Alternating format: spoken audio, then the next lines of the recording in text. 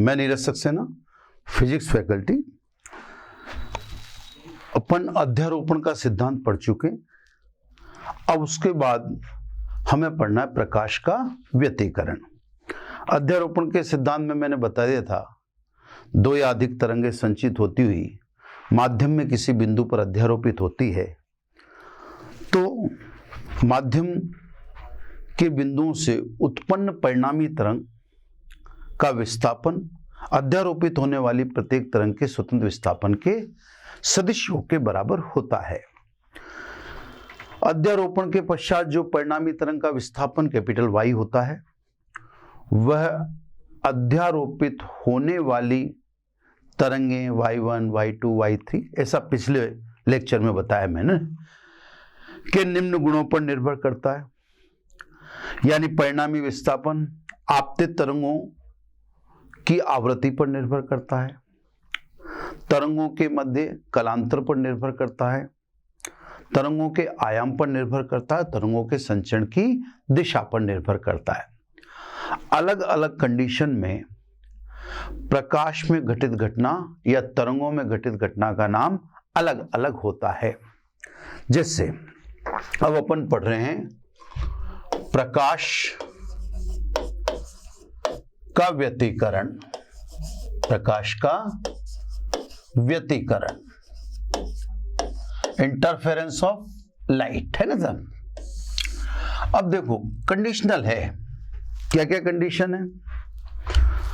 तरंगों की आवृत्ति समान होनी चाहिए, उनके मध्य कलांतर नियत होना चाहिए और तरंगें एक ही दिशा में संचित होनी चाहिए।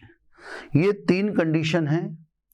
तो तरंगों के अध्यारोपण से जो घटित घटना उत्पन्न होगी उसको आप कहोगे इंटरफेरेंस ऑफ लाइट, यानी प्रकाश का व्यतिकरण।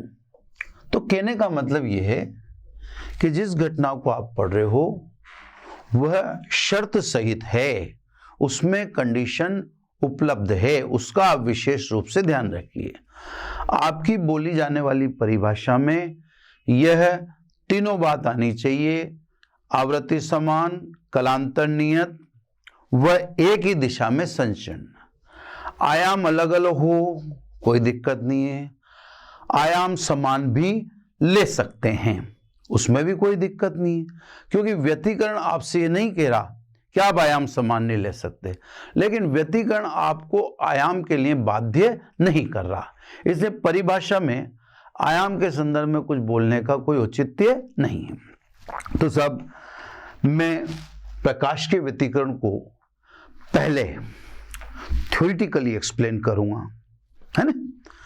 थ्योरेटिकली एक्सप्लेन करने के बाद फिर मैथमेटिकली कही गई बात को प्रूव करूंगा। उसके बाद फिर आपको पर्दे पर यह घटना दिखाई जाएगी। ऐसे समझिए जैसे परावर्तन है, आपकी देखी हुई घटना है, अपवर्तन है, आपकी देखी हुई घटना है। तो कुछ घटनाएं तो ऐसी हैं प्रकाश की जो आपने देख रखी है। व्यतिकरण ऐसी घटना है जो प्रकाश में आपने सामान्यतः नहीं देखी हुई। तो सब मुझे पर्दे पर दिखाकर आपको यह समझाना पड़ेगा कि व्यतिकरण में आखिर होता क्या है, क्योंकि ये घटना आपकी देखी हुई घटनाओं में से नहीं है। फिर साहब जो पर्दे पर दिखता है उसको फिर हाइगेन द्वारा एक्सप्लेन किया जाएगा कि पर्दे पर व्यतिकरण घटना में ये क्यों दिखाई दिया। फिर कुछ मिसलेनियस टॉपिक। तो कहने का मेरा मतलब है प्रकाश का व्यतिकरण एक लंबा चौड़ा काम है। 2-1 लेक्चर इसमें जाते हैं, 3 भी जा सकते हैं, फिर न्यूमेरिकल अलग चीज। तो सब पहले थ्योरेटिकली डेफिनेशन है। समान आवृत्ति व नियत कलांतर की प्रकाश तरंगें एक ही दिशा में, तीनों कंडीशन बोल दी है ना, एक ही दिशा में संचित होती हुई माध्यम के उभयनिष्ठ क्षेत्र में अध्यारोपित होती हैं। तो माध्यम के किन्हीं बिंदुओं पर परिणामी तरंग की तीव्रता अधिकतम व किन्हीं अन्य बिंदुओं पर परिणामी तरंग की तीव्रता न्यूनतम हो जाती है। प्रकाश ऊर्जा के पुनर्वितरण की इस घटना को प्रकाश का व्यतिकरण कहते हैं। है ना? एक बार और डेफिनेशन सुन लें। समान आवृत्ति व नियत कलांतर की प्रकाश तरंगें एक ही दिशा में संचित होती हुई माध्यम के उभयनिष्ठ क्षेत्र में अध्यारोपित होती हैं, तो माध्यम के किन्हीं बिंदुओं पर परिणामी तरंग की तीव्रता अधिकतम व किन्हीं अन्य बिंदुओं पर परिणामी तरंग की तीव्रता न्यूनतम हो जाती है। प्रकाश तरंग ऊर्जा के पुनर्वितरण की इस घटना को प्रकाश का व्यतिकरण कहते हैं। तो ये तो सब व्यतिकरण की परिभाषा मैंने शर्त सहित बोल दी। गौर करने वाली बात यह है कि अध्यारोपित जब तरंगें होती हैं तो किन्हीं बिंदुओं पर परिणामी तरंग की तीव्रता अधिक हो जाती है और किन्हीं बिंदुओं पर परिणामी तरंग की तीव्रता न्यूनतम हो जाती है। यही घटना प्रकाश का व्यतिकरण कहलाती है। अब ध्यान से सुनना, यह थ्योरेटिकली इसकी डेफिनेशन थी। अब पैराग्राफ, एक एक पैराग्राफ में बात करते हैं। जिस स्थान पर तरंगें समान कला में अध्यारोपित होती हैं, है ना? समान कला का मतलब है तरंगों के मध्य कलांतर, एक मिनट, है ना? समान कला, है ना? समान कला का अर्थ लिख रहे हैं अपन कि समान कला का क्या मतलब है, पहले उसको समझे, है ना? समान कला का मतलब तरंगों के मध्य कलांतर 0, 2 पाई, 4 पाई, यानी पाई का समगुणज, तो इसे बोलते हैं समान कला। अब आप बिल्कुल ध्यान से सुनते रहिए, अभी केवल थ्योरी तैयार कर रहा हूं मैं, ना? पहले थ्योरी को दिमाग में बिठाऊंगा आपके, फिर उसके बाद इसको मैथमेटिकली प्रूव करूंगा, है ना? तो सब जिन बिंदुओं पर तरंगें समान कला में अध्यारोपित होती हैं, अर्थात तरंगों के मध्य कलांतर 0, 2 पाई, 4 पाई, 2n पाई हो, यानी पाई का समगुणज हो, उस स्थान पर परिणामी तरंग की तीव्रता ली गई प्रत्येक तरंग की तीव्रता के योग से अधिक, ली गई प्रत्येक तरंग की तीव्रता के योग से अधिक, यानी अधिकतम हो जाती है, जिसे समपोषी व्यतिकरण कहते हैं। समपोषी का मतलब कंस्ट्रक्टिव, है ना? इससे कहते हैं समपोषी व्यतिकरण। क्लियर सब? लेकिन ऐसे भी बिंदु हैं जहां तरंगें विपरीत कला में अध्यारोपित होती हैं। अब विपरीत कला का क्या मतलब है? कलांतर पाई, 3 पाई, 5 पाई, यानी पाई का विषम गुणज, इसको कहते हैं अपन विपरीत कला। क्लियर सब? तो माध्यम के जिन बिंदुओं पर तरंगें विपरीत कला में अध्यारोपित होती हैं, अर्थात तरंगों के मध्य कलांतर पाई, 3 पाई, 5 पाई, यानी पाई का विषम गुणज हो, उन बिंदुओं पर परिणामी तरंग की तीव्रता ली गई प्रत्येक तरंग की तीव्रता के योग से कम, यहां पे तो थी योग से अधिक, यहां पर योग से कम हो जाती है, अर्थात न्यूनतम हो जाती है, जिसे विनाशी यानी डिस्ट्रक्टिव व्यतिकरण कहते हैं। है ना? पूरा थ्योरेटिकल डाटा तैयार कर रहे हैं। तो साहब कहने का मतलब व्यतिकरण भी 2 प्रकार के, एक कंस्ट्रक्टिव यानी समपोषी व्यतिकरण, एक डिस्ट्रक्टिव यानी विनाशी व्यतिकरण, है ना? ये व्यतिकरण के प्रकार भी समझा दिए और व्यतिकरण के प्रकार की आपके सामने कंडीशन भी रख दी गई है। क्लियर सब, है ना? अब सब लास्ट बट नॉट लीस्ट पर थ्योरी की एक बात विशेष रूप से, व्यतिकरण, ये इंपॉर्टेंट बात है, ये एग्जाम में एकेडमिक परीक्षा में पूछी भी जा सकती है ना? व्यतिकरण तरंगों का गुण है जो अनुदैर्ध्य व अनुप्रस्थ, अर्थात ध्वनि व प्रकाश दोनों में घटित होता है। यानी आप ये ध्यान रखिए, व्यतिकरण दोनों में ही प्रेक्षित होता है। अनुदैर्घ्य, अनुदैर्घ्य तरंग का मतलब ध्वनि है ना। व्यतिकरण तरंगों की घटना है, जो अनुप्रस्थ व अनुदैर्घ्य है ना, तो अनुदैर्घ्य का मतलब मेरा यहां पर है ध्वनि, व अनुप्रस्थ जिसका मतलब है प्रकाश, दोनों में ही घटित होता है। यानी बाय द वे आपसे एग्जाम में पूछा जाए कि आप कौन सी घटना से यह सिद्ध कर सकते हो कि प्रकाश की प्रकृति तरंग है, तो आप कह सकते हो व्यतिकरण घटना से हम ये सिद्ध कर सकते हैं कि प्रकाश तरंग प्रकृति का है, क्योंकि व्यतिकरण तरंग में घटित घटना है ना। वो तरंग कौन कौन सी, चाहे अनुप्रस्थ हो चाहे अनुदैर्घ्य हो। ये तो बच्चों हो गया थ्योरेटिकल डाटा है ना, थ्योरी में सब क्लियर कर दिया।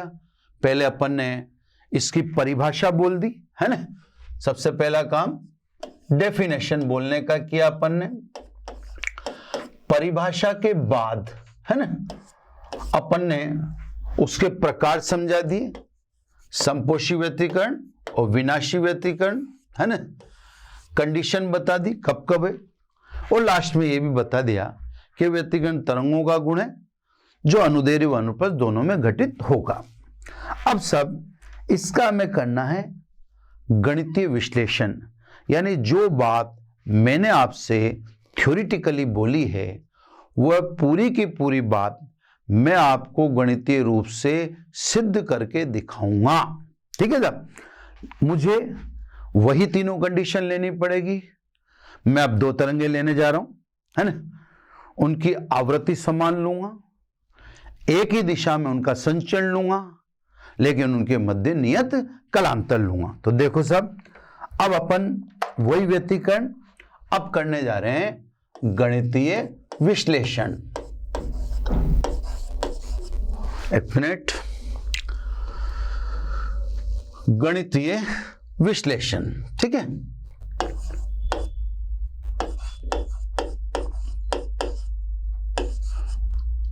व्यतिकरण का गणितीय विश्लेषण, मैथमेटिकल एनालिसिस।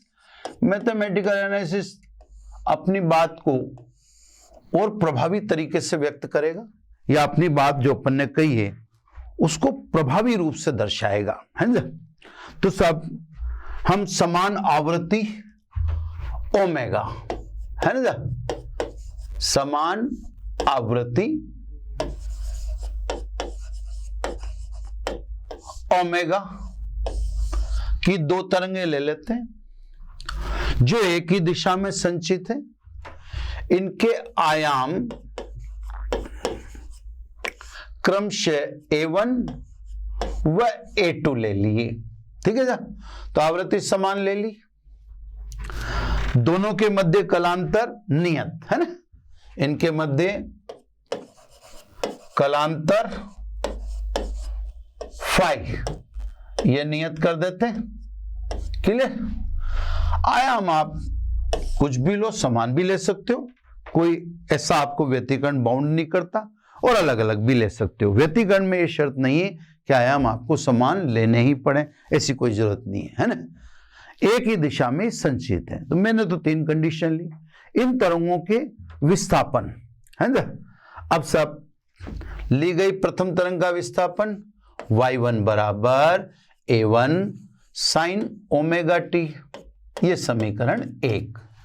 दूसरी तरंग का विस्थापन y2 बराबर A2 sine omega T plus 5, ये समीकरण 2।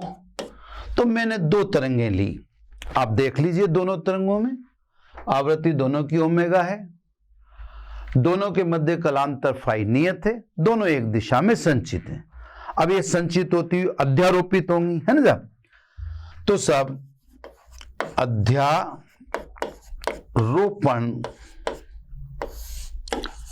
के पश्चात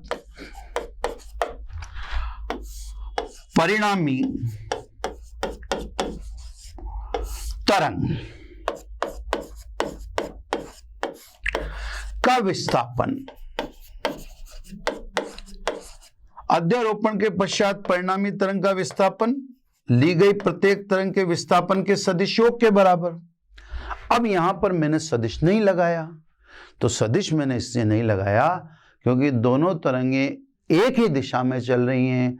जब तरंगे एक ही दिशा में चलें तो उनका सदिश योग और बीजगणित योग दोनों सेम ही होता है। तो मैंने अगर बीजगणित योग दर्शाया तो इस बात का प्रमाण है कि ये तरंगे एक ही दिशा में चल रही हैं। अब ये परिणामी तरंग का विस्थापन है ना। जब 1 और 2 से मान रख दो, है ना, 1 व 2 से रखो सब। y बराबर y1 का मान a1 sine omega T plus a2 sine omega T plus 5। अब सब अध्यारोपण का सिद्धांत हमने पिछले एपिसोड में पढ़ा था। अध्यारोपण के सिद्धांत में यह बिल्कुल स्पष्ट था कि तरंगों के अध्यारोपण से तरंग ही उत्पन्न होगी। स्वाभाविक है, y1 तरंग है, y2 तरंग का विस्थापन है, तो परिणामी भी क्या होगा, तरंग ही होनी चाहिए।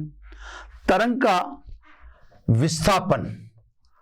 विस्थापन का इसका व्यक्त करने का तरीका, विस्थापन में आगे जो एक कांस्टेंट होता है उससे हम क्या कहते हैं, आयाम कहते हैं। फिर त्रिकोणमितीय अनुपात में या तो साइन होना चाहिए या कोस होना चाहिए।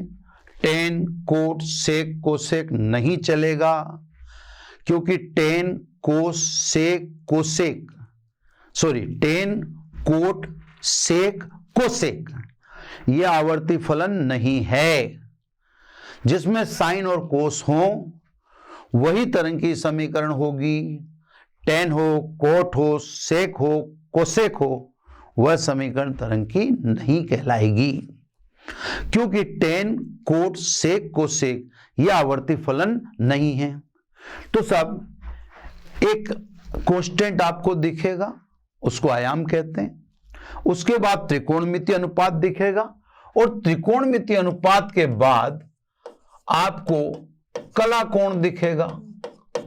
यह एक पदीय समीकरण तरंग की समीकरण कहलाती है। क्लियर साहब? अब आपके सामने जो समीकरण है वह पहली बात तो 2 पद में है, एक पदीय नहीं है।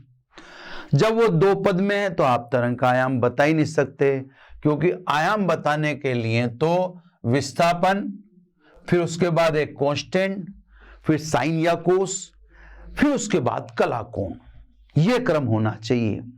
तो सब ये समीकरण है तो तरंग की ही, क्योंकि साइन साइन जुड़ेंगे तो तरंग ही बनेगी, साइन कोस जुड़ेंगे तो तरंग ही बनेगी, कोस कोस जुड़ेंगे तो तरंग बनेगी, कोस साइन जुड़ेंगे तो भी वेव बनेगी। तो ये तो कन्फर्म है कि आवर्ती फलन, ये आवर्ती फलन के अध्यारोपण से आवर्ती फलन ही निकलेगा। ठीक है साहब? लेकिन यहां पर ऐसा प्रेक्षित नहीं हो रहा है, और जब तक तरंग इस पद में न निकले तो आपको आयाम का पता नहीं चल पाएगा, और जब तक आयाम का पता नहीं चलेगा तब तक आप तीव्रता का पता कर ही नहीं सकते, क्योंकि तरंग की तीव्रता आयाम के वर्ग के समानुपाती होती है। तो स्वाभाविक रूप से आपको अगर अपने परिभाषा में तीव्रता के बारे में ही बोला है, तो आपको अगर तीव्रता जाननी है तो पहले आयाम निकालना जरूरी है। अब परिणामी तरंग का आयाम कैसे निकालें, है ना? अब अभी तो क्या है, मैं डेरिवेशन कर रहा हूं, लेकिन मैं आपको डेरिवेशन कर चुकने के बाद मुझे याद रहेगा ना, मैं आपको बताऊंगा। डेरिवेशन कर चुकने के बाद एक सवाल लेकर आपको बताऊंगा कि इसको एक पद में कैसे कन्वर्ट करते हैं। फिलहाल हमारा काम यह है कि ये द्विपदीय समीकरण को एक पदीय में रूपांतरित करें, क्योंकि यह है तो तरंग की ही समीकरण कन्फर्म है। जब क्लियर, तो साहब एक पदी में कन्वर्ट करने के लिए हमारा प्रथम प्रयास रहेगा कि हम sign omega T plus five को साइन ए प्लस बी के सूत्र से खोलें। तो चलो साहब सबसे पहला काम हम ये करते हैं, y is equal to A1 sine omega T plus A2, इसको खोलो साइन A प्लस बी के फॉर्मूले से, तो sine A cos B plus cos A sine B। यह आपका एक पदी में कन्वर्ट करने का एक सरलतम प्रयास है ना। अब सब इसमें कांस्टेंट जैसे आयाम A1 A2 कांस्टेंट है ना, उसके अलावा फाई जो कलांतर है वो भी कांस्टेंट है। तो कांस्टेंट को देखो अलग करो ध्यान से, है ना। या तो इसको एक बार ये देखो, यहां A1 साइन ओमेगा टी, और यहां देखो इस पद को देखो A2 sine omega T cos phi. अब इसमें से मैं देखो क्या करता हूं, A1 तो यहां से निकाल लिया मैंने, A2 plus A2 cos phi, ये दूसरे पद में से निकाल लिया, तो साइन ओमेगा टी और साइन ओमेगा टी कॉमन आ गया, ये देखो साइन ओमेगा टी। तो मैंने क्या किया, कांस्टेंट की गैदरिंग कर दी, कांस्टेंट को एक जगह सेपरेट कर दिया इस पद से और इस पद से। अब ये पद अभी बाकी बचा पड़ा है, इसमें भी सब प्लस A2 अंदर मल्टीप्लाई होगा, A2 sine phi, A2 sine phi, constant को क्रॉस कर दिया। अब क्या बचा रह गया, कोस ओमेगा टी। अब यहां पे ध्यान से समझिए, जिसमें ओमेगा टी है वो तो किसी भी कीमत पर कांस्टेंट हो ही नहीं सकता, है ना। तो स्वाभाविक है वेरिएबल कौन कौन है मैं उसको हाईलाइट कर देता हूं ना।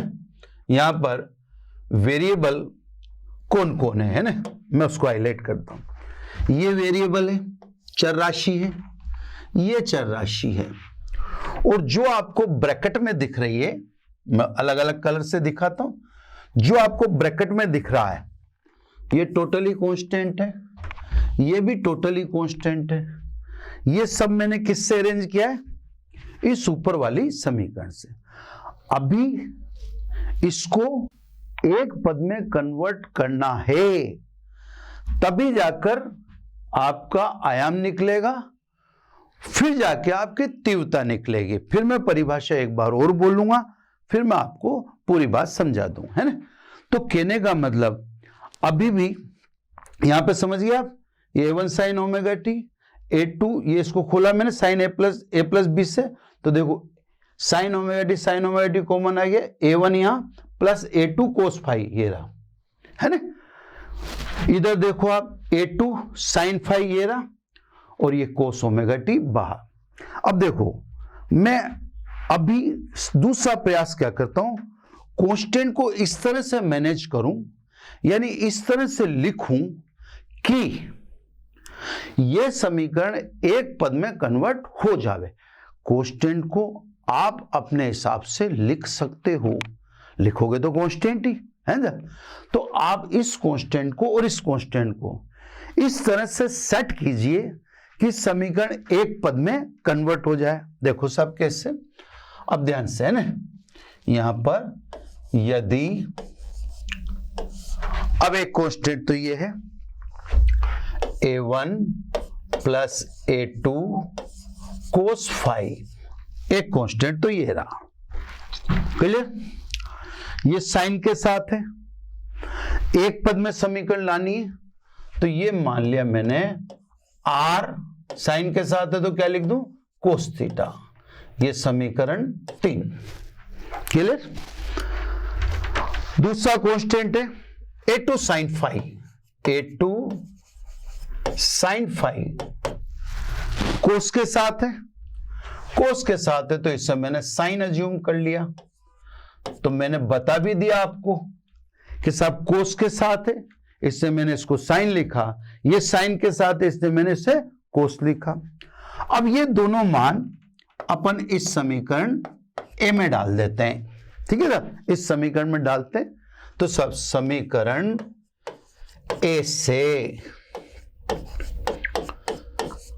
ठीक है ना, रखो मान a1 plus a2 cos phi, इसकी जगह रखते हैं आर कोस थीटा, चलो रखता हूं y is equal to R cos theta sine omega T, ये तो लिख दिया मैंने कोस थीटा और ये साइन ओमेगा टी, प्लस इधर कंटिन्यू करो a2 sine phi, a2 sine phi को क्या लिख दूं, R sine theta into cos omega T, cos omega T, यानी y बराबर आर दोनों में कॉमन आ रहा है ना, इसको देखो इससे जमा दूं, साइन ए कोस बी प्लस कोस ए साइन बी,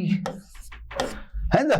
तो आर कॉमन निकालते ही ये आपने जो बोला ये कौन सा फॉर्मूला हो जाता है, ये फॉर्मूला हो जाता है साइन ए प्लस बी का, ठीक है ना, साइन ए कोस बी प्लस कोस से साइन बी, यानी y बराबर आर साइन ए की जगह ओमेगा टी प्लस बी की जगह थीटा।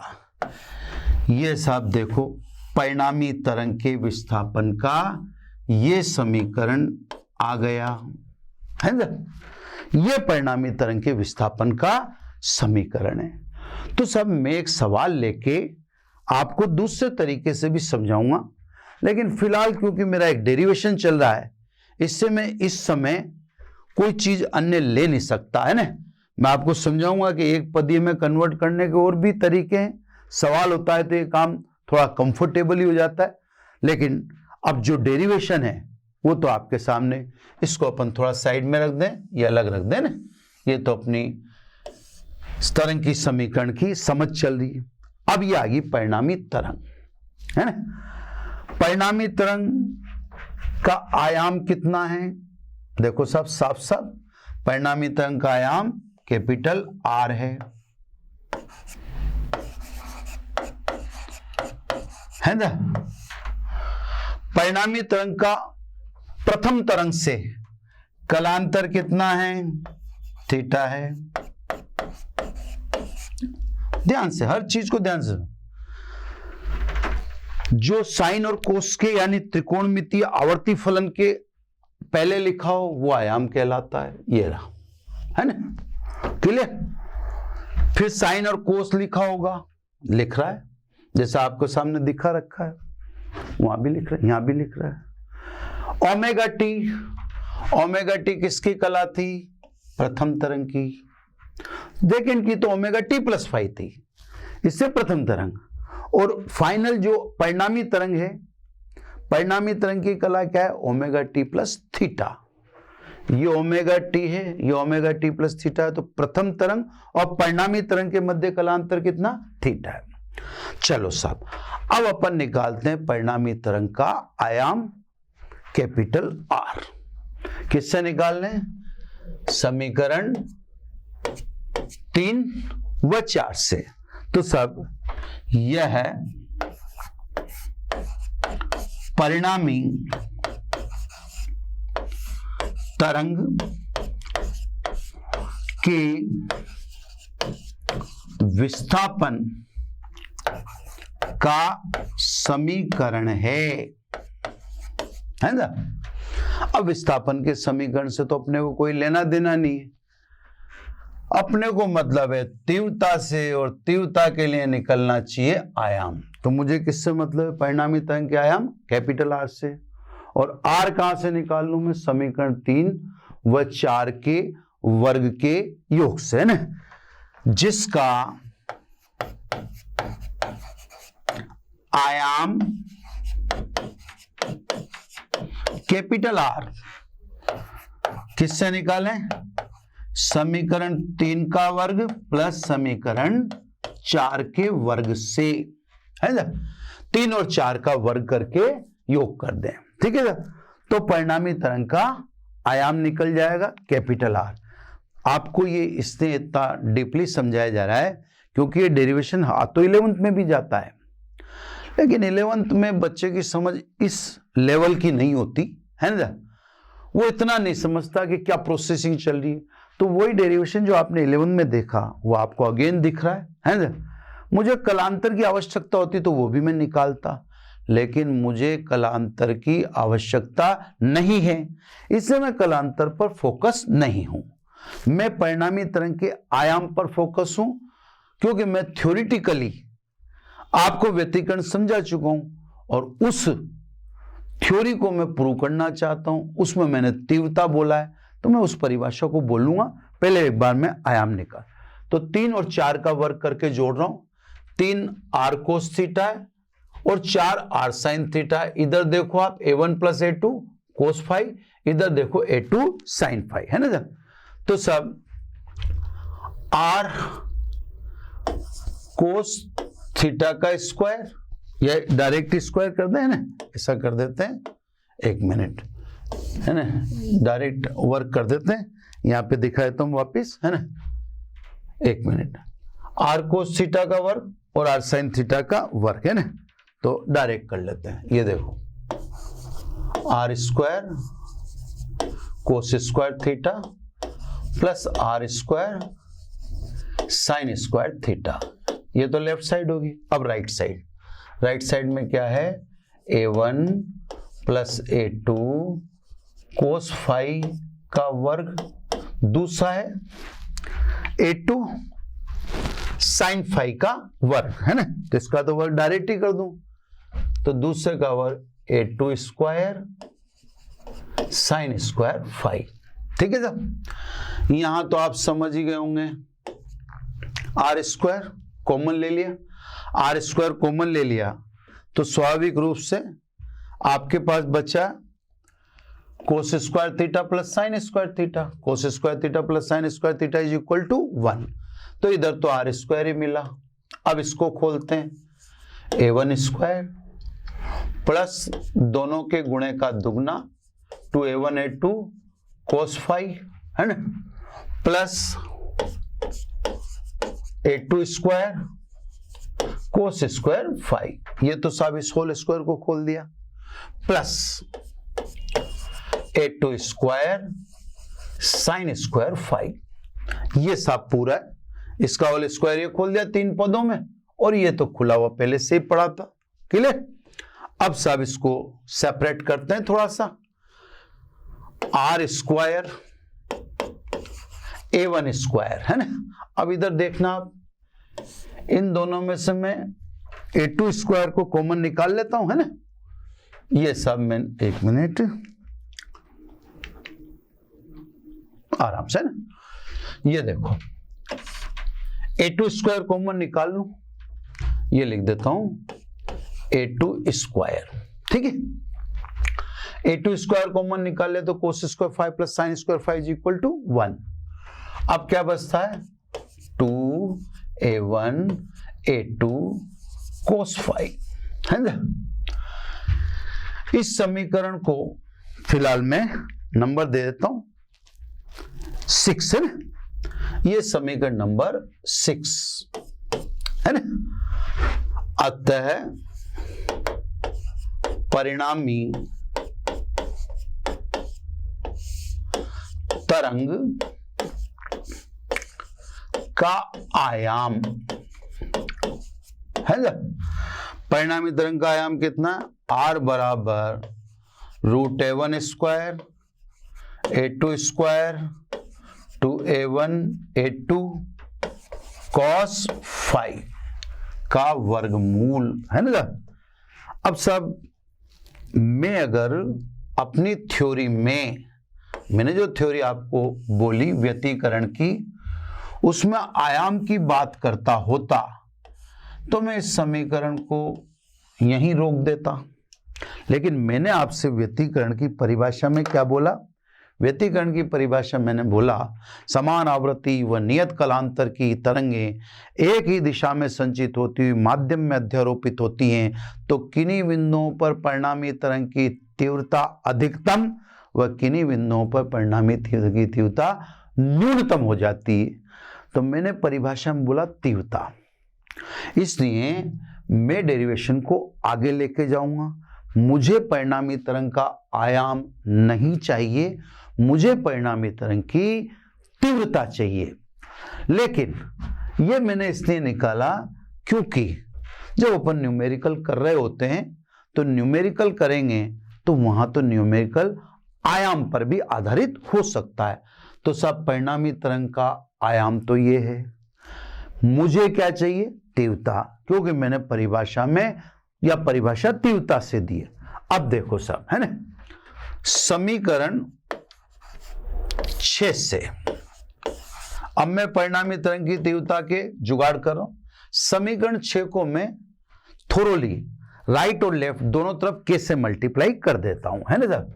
देखो सब, के से मल्टीप्लाई कर दिया, ये K R square is equal to K A one square plus K A two square plus 2 root K A one into root K A to cos five. अभी आपको सब रीजन समझा दूंगा, है ना। तो देखो मैंने यहां भी कैसे मल्टीप्लाई किया, यहां भी किया, यहां भी किया। यहां मैंने कैसे मल्टीप्लाई करा? रूट के इंटू रूट के, यानी कैसे मल्टीप्लाई किया। तो यहां भी मैंने root K A one root K A to, root K A one root K A to, यानी मल्टीप्लाई मैंने दोनों तरफ राइट एंड लेफ्ट दोनों तरफ के से ही किया है। अब क्यों किया है तो मैं आपको बार बार चेता रहा हूं कि मैंने ऐसा क्यों किया, है ना।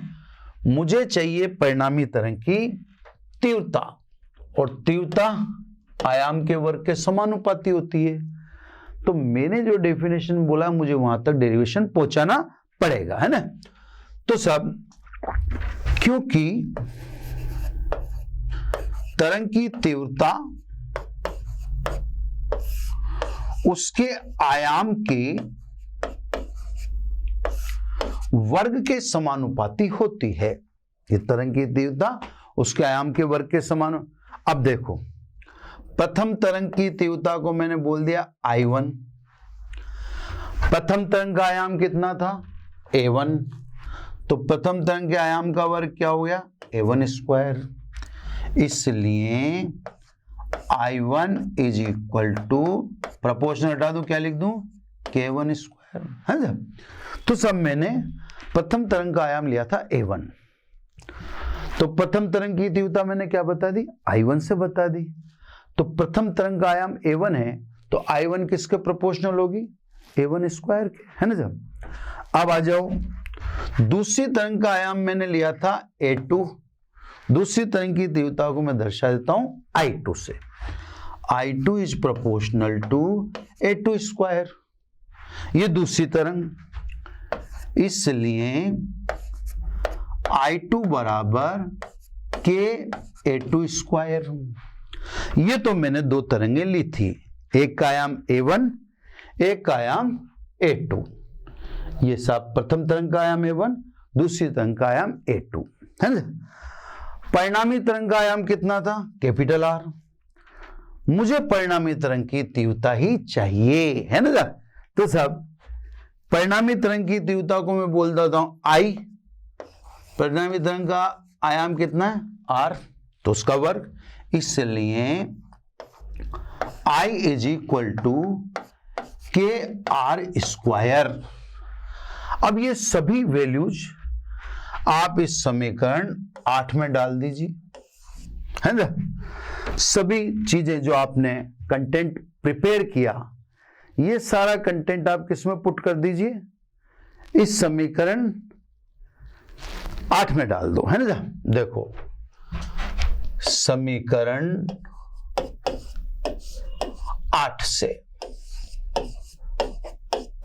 ठीक है ना। अब देखो के आर स्क्वायर, के आर स्क्वायर की जगह क्या लिख दूं? परिणामी तरंग की तीव्रता, है ना।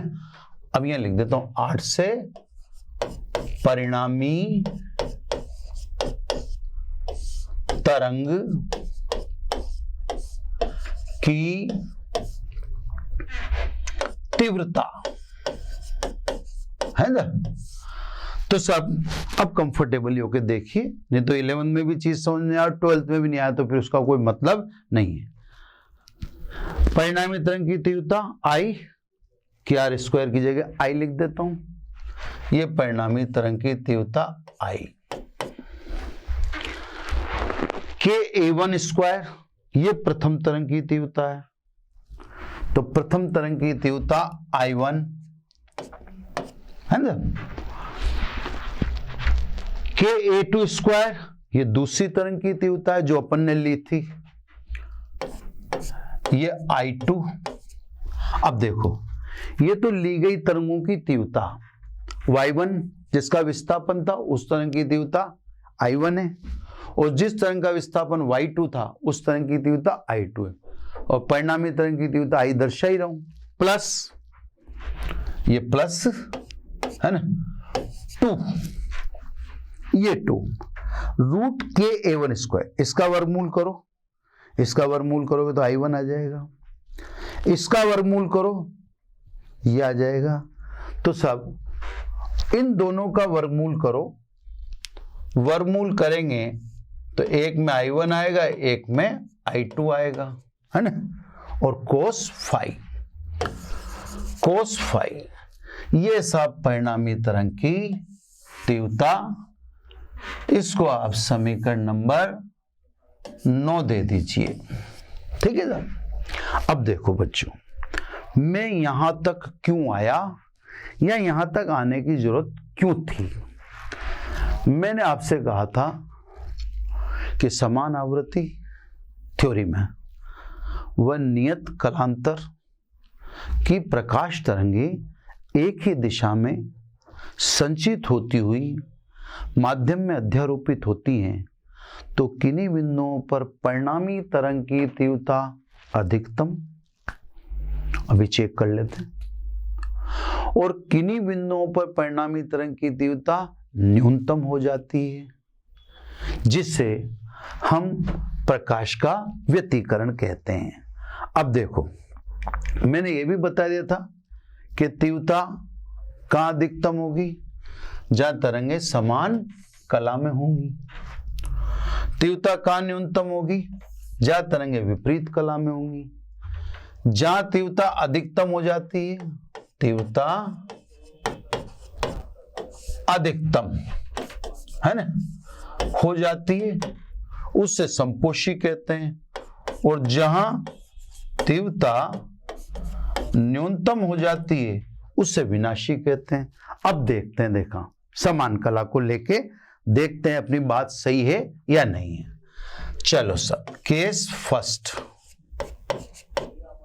है ना, यदि फाई बराबर 0, 2 पाई, 4 पाई, 2n पाई, यानी तरंगें किसमें हो सब, समान कला में, है ना। तो cos phi always be equal to +1। देखो cos 0 +1, cos 2 पाई +1, cos 4 पाई +1, cos 6 पाई +1। तो इन कोणों पर cos का मान सदैव +1 होगा। अब cos का मान +1 होगा तो इसका मतलब परिणामी तरंग की तीव्रता अधिकतम हो जाएगी। तो देखो 9 से I मैक्सिमम कितनी, I1 plus I2 plus 2 root I1 I2। ये मैंने cos फाई का मान 1 रख दिया। तो मैंने आपसे यही कहा था कि जब तरंगें समान कला में अध्यारोपित होती हैं तो जिस बिंदु पर ऐसा होगा वहां परिणामी तरंग की तीव्रता ली गई प्रत्येक तरंग की तीव्रता के योग से अधिक हो जाती है, मतलब अधिकतम हो जाती है। इससे ही संपोषी व्यतिकरण कहते हैं।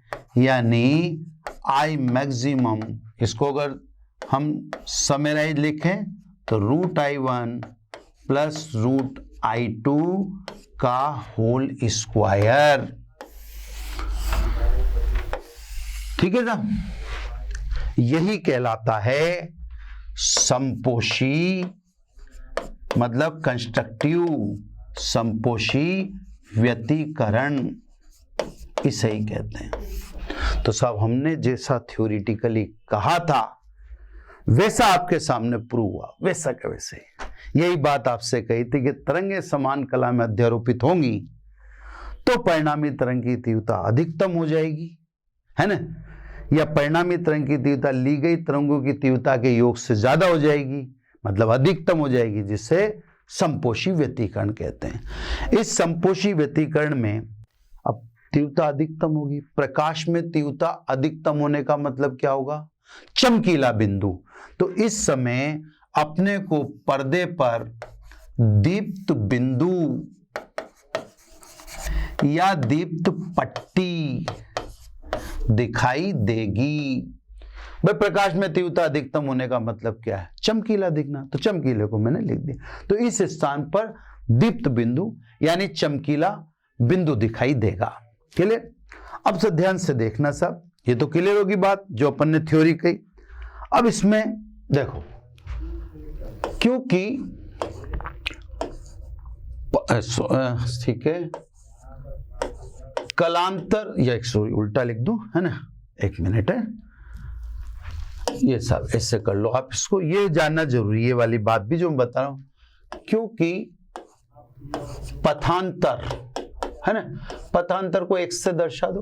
पथांतर बराबर λ/2π इंटू कलांतर। ये फॉर्मूला आपको 11th में भी याद कराया होगा, इसको याद ही रखना बच्चों, इसके बिना काम नहीं चलेगा। न्यूमेरिकल में भी आप फंस सकते हो अगर आपको ये फॉर्मूला याद नहीं है तो, क्योंकि पथांतर बराबर λ/2π कलांतर। तो देखा संपोषी व्यतिकरण में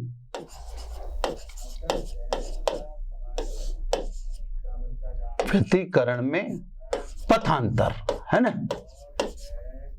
पथांतर कितना होगा साहब? x बराबर λ/2π, कलांतर 0, तो पथांतर भी कितना हुआ? 0। ये कलांतर में ले लिया 2π, 2π से 2π कट गया, पथांतर कितना हो गया? लैम्डा। कलांतर में ले लिया 4π, पथांतर कितना हो गया? 2λ। ऐसे करके मैंने कलांतर ले लिया 2nπ, 2nπ, पाई से पाई कट गया तो ये हो गया nλ। अब बच्चों देखो, तरंग में एक ही बात को बताने के 2 तरीके हैं। एक आप कलांतर से बता सकते हो, एक आप पथांतर से बता सकते हो। यानी चाहे आप पथांतर बताओ, तरंगों के मध्य पथांतर 0, λ, 2λ, nλ है, तो भी मैं क्या बोलूंगा? कौन सा व्यतिकरण होगा? संपोषी व्यतिकरण ही होगा। क्लियर सब?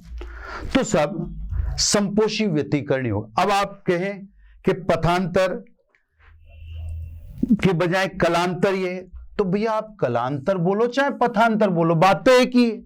आप कलांतर बोलो 0, 2π, 4π, 6π, nπ, 8π, तो भी समान कला ही है। आप बोलो 0, λ, 2λ, 3λ, ये पथांतर, दोनों बातें एक ही। उस पथांतर पर और इस कलांतर पर संपोषी व्यतिकरण ही होगा, दोनों को समान कलाई बोलते हैं। तो आपको विशेष रूप से याद रखना पड़ेगा, या कलांतर और पथांतर के बीच का संबंध याद रखना पड़ेगा। अब सब यदि यहाँ पे स्पेशली मैं एक चीज दिखा देता हूं आपको, ये आगे काम आ जाएगी। यदि, है ना, यहीं पे लिख देता हूं, दोनों तरंगों के आयाम बराबर होते हैं, यानी दोनों तरंग की तीव्रता बराबर होती, ये एक जगह काम आएगा, इससे मैं लिख रहा हूं। यदि दोनों तरंग की तीव्रता बराबर होती, जैसे आयाम में ए ले लेता, A1 A2 नहीं लेता, तो तीव्रता मुझे बराबर लेनी। तो देखा, तो आई मैक्सिमम कितना होता साहब? आई मैक्सिमम को आप बोलते, सॉरी, है ना, आई मैक्सिमम आप बोलते, एक मिनट बस निकाल लेते हैं ना, आई मैक्सिमम बोलते हैं आप root I zero plus root I zero का वर्ग, है ना। अब स्वाभाविक है 2 रूट आई जीरो हो गया, 2 रूट आई जीरो का वर्ग तो स्वाभाविक है 4 आई जीरो। तो आपको मैं कहीं ना कहीं ये पूछूंगा, है ना, कि यदि तरंगों की, ये इंपॉर्टेंट है साहब, है ना, ये आप थोड़ा सा ध्यान रखना, है ना। तो यदि दोनों तरंगें समान आयाम की ली होती, A1 बराबर A2 बराबर है, मतलब दोनों तरंगों की तीव्रता समान होती, तो परिणामी तरंग की तीव्रता कितनी आती? 4 आई जीरो। चलो साहब, एक बात प्रूव कर चुके अपन, अब एक और बात अपने को प्रूव करनी है। अपन ने यह भी कहा था कि साहब तरंगें अगर विपरीत कला में अध्यारोपित होती है ना, तो तीव्रता मिनिमम होती, ली गई प्रत्येक तरंग की तीव्रता के योग से कम होती, उसे कहते हैं विनाशी व्यतिकरण। चलो इसको भी प्रूव कर दें खटाखट। ये लो साहब, ये भी प्रूव हो जाएगा, है ना। ये समीकरण 9 है इससे अपने पास। अब देखो केस सेकेंड, यदि कलांतर phi, pi, 3 pi, 5 pi and pi का विषम गुणज, मतलब तरंगें विपरीत कला में हो, ठीक है, तो इन सभी मानों पर कोस का मान होता है -1। ये जितने कोस पाई -1, कोस 3 पाई -1, कोस 5 पाई -1, इन मानों पर कोस के मान -1 होते हैं। अब आप समीकरण 1 में कोस का सबसे कम मान रखने जा रहे हैं, तो स्वाभाविक परिणामी तरंग की तीव्रता न्यूनतम हो जाएगी I1 प्लस I2, लेकिन ये आ जाएगा -2I, 2 रूट I1 I2, है ना। तो सब 9 में रख दें। देखो आप समीकरण 9 से, है ना, ये सब हो गया I minimum I1 plus I, एक मिनट, प्लस को थोड़ा सा जल्दबाजी कहीं ना कहीं नहीं होनी चाहिए, चक्कर पड़ जाते हैं। I1 प्लस I2, अब ये -1 रखेंगे तो -2 रूट I1 I2, यानी I minimum is equal to root I1 minus root I2 का होल स्क्वायर। ये सब आपसे यही कहा था कि यदि तरंगें विपरीत कला में अध्यारोपित होगी तो उन बिंदुओं पर परिणामी तरंग की तीव्रता ली गई तरंगों की तीव्रता के योग से कम हो जाती है, जिससे विनाशी व्यतिकरण कहते हैं। विनाशी व्यतिकरण कहते हैं। अब प्रकाश में तीव्रता कम होने का मतलब बिंदु धुंधला होगा, अंधकारमय होगा, है ना। तो सब यहां आपको प्रकाश में अगर पर्दे पर देखें तो क्या दिखेगा? अदीप्त बिंदु या पट्टी, वो तो अभी समझाएंगे। तो सब विनाशी व्यतिकरण के स्थान पर अंधेरा दिखेगा, अंधेरा सूझेगा, है ना। यहां भी जैसे मैंने आपको यहां बताया था अभी हाल कि सब अगर आयाम समान लेते, है ना, आयाम समान लेते यानी तीव्रता समान होती तो I मैक्सिमम कितनी होती? 4I0। इसी प्रकार यहां भी, है ना, कि सब यदि I1 बराबर I2, है ना, यदि I1 बराबर I2 बराबर I0, अब ये दोनों बराबर ले लेते तो सब I मिनिमम क्या होता? I minimum is equal to root I0 minus root I0 का स्क्वायर, यानी I मिनिमम आ जाता 0। परफेक्ट अंधेरा आ जाता साहब। तीव्रता 0 तो पूर्णतः अंधेरा होता, और यहां पर पूर्णतः उजाला, क्योंकि यहां तीव्रता अधिकतम होगी। चलो साहब, है ना। तो सब विपरीत कला में लेते हैं तो परिणामी तरंग की तीव्रता योग से कम हो जाती है, जिससे विनाशी व्यतिकरण कहते हैं। अब विनाशी व्यतिकरण में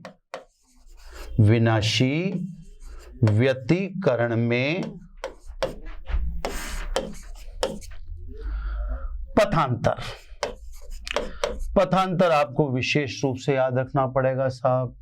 ये फॉर्मूला आप अच्छे से याद रख लो। पथांतर x is equal to lambda upon 2 अब कलांतर रखो पाई, तो पथांतर कितना आ गया, पाई से पाई लैम्डा बटा 2। ये रखो 3 पाई से पाई कट गया 3 बटा 2 लैम्डा। यहां रखो 5 पाई से पाई कट गया 5 बटा 2 लैम्डा। फिर आप रखोगे 2n-1 पाई, है ना साहब, यहां भी ऐसे कर लो, ठीक है। पाई से पाई कट गया तो क्या हो गया 2n-1 लैम्डा बटा 2। अब देखो मैंने आपको फिर अभी कहा था कि पथांतर और कलांतर are related to each other by this formula, है ना। ये फॉर्मूला आपको बताता है कि कलांतर और पथांतर एक दूसरे से संबंधित हैं। अब मान लीजिए आपको कलांतर नहीं देता कोई, पथांतर देता है। पथांतर क्या, लैम्डा बटा 2, 3 बटा 2 लैम्डा, 5 बटा 2 लैम्डा, तो भी आप समझ जाना इस पे भी व्यतिकरण विनाशी ही होगा, है ना साहब। तो तरंग में एक ही स्थिति बताने के 2 तरीके हैं, यानी तरंगें समान कला में हैं तो कलांतर बताओगे तो कलांतर बोलोगे 0, 2 पाई, 4 पाई, 2n पाई, और पथांतर बोलोगे 0 लैम्डा, 2 लैम्डा, n लैम्डा। दोनों चीजें एक ही हैं। इसी प्रकार विनाशी व्यतिकरण में तरंगे विपरीत कला में तो कलांतर बोलोगे पाई, 3 पाई, 5 पाई, 2n-1 पाई। आप कलांतर बोलो वो और पथांतर बोलो, ये दोनों बातें एक ही हैं। मेरा आपसे निवेदन है कि आप पथांतर पर ज्यादा फोकस रहिएगा। तो सब आज अपन ने व्यतिकरण को थ्योरेटिकली, सबसे पहले अपन ने थ्योरेटिकली आपको समझाया कि व्यतिकरण में क्या क्या कंडीशन है। ये कंडीशन वंडीशन बता दी, सारी उसकी थ्योरी समझा दी। फिर थ्योरी समझाने के बाद थ्योरी के अनुसार हमने 2 समान आवृत्ति की तरंगें ले ली, उनके मध्य कलांतर नियत ले लिया, आयाम उनका हम अलग अलग ले सकते हैं, ऐसी हमारे पास फैसिलिटी थी। ये व्यतिकरण आपको सुविधा देता है, तो आपने आयाम अलग अलग ले लिया। फिर साहब आपने दोनों तरंगों को अध्यारोपित कराया, ये प्रथम तरंग, ये द्वितीय तरंग, अध्यारोपित कराया। तो आप पहले तो आपको ये सिखाऊंगा मैं अगले में कि साहब ये एक पदीय कैसे करते हैं। यहाँ तो बड़ी दिक्कत होती है, बाकी सवाल में तो आपको मैं बता दूंगा। तो साहब ये एक पदीय में कन्वर्ट करना था। इसी प्रकार यहाँ पर फिर अपन ने परिणामी तरंग का विस्थापन निकाल लिया। ये परिणामी तरंग के विस्थापन से अपने को क्या चाहिए था, आयाम चाहिए था। आयाम अपने 3 और 4 से निकाल लिया। आयाम 3 और 4 से निकाल लिया, ये आयाम लिख दिया। कोई भी न्यूमेरिकल आयाम पे आएगा तो समीकरण 7 से होगा, लेकिन मैंने क्योंकि तीव्रता बोल दिया था तो मैं तीव्रता की ओर चला गया। तीव्रता इज प्रोपोर्शनल टू आयाम का स्क्वायर। ये मैंने आपको फिर वो केस लेकर, ये देखो समान कला ले लिया और आपको दिखा दिया वास्तव में परिणामी तरंग की तीव्रता अधिकतम हो रही है, इसे संपोषी कहते हैं। और ये मैंने विपरीत कला ले लिया, ये देखो आप विपरीत कला लिया, और मैंने आपको दिखा दिया कि विनाशी व्यतिकरण में तीव्रता न्यूनतम हो जाती है ना। तो बच्चों आज इस लेक्चर में इतना ही, फिर कंटिन्यू रहेंगे। व्यतिकरण में भी कोई अपना लिंक टूटेगा नहीं। अब नेक्स्ट लेक्चर में अपन व्यतिकरण को आगे प्रोसीड करें। Thank you very much. आशा करता हूं हमारे टॉप एजुकेटर का यह लेक्चर आपको पसंद आया होगा। अगर पसंद आया है तो वीडियो को लाइक करिए, चैनल को सब्सक्राइब करिए और शेयर भी करिए, क्योंकि ज्ञान बांटने से बढ़ता है और सही बताऊं तो पुण्य भी मिलता है। मुझे सुनने के लिए बहुत बहुत धन्यवाद। Thank you.